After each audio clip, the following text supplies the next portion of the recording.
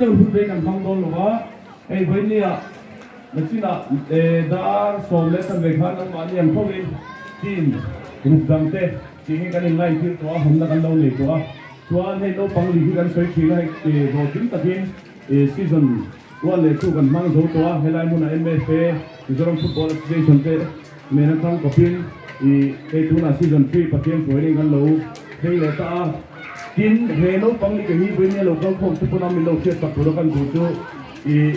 anh lộ tin này Mizoram mà anh hiểu hết hey thu là hiện cầm vai hay là hiện lâu bằng chưa lấy đủ lên in thế với lại hiện in thế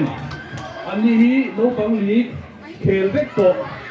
là khel vector nên thu là hiện Mizoram Team sub junior team anh đi di sub junior ang keme ka tu lahi ang kim lo athen ta khan in hi nga khan no ma chen ai khel boka tu chen ni ti cha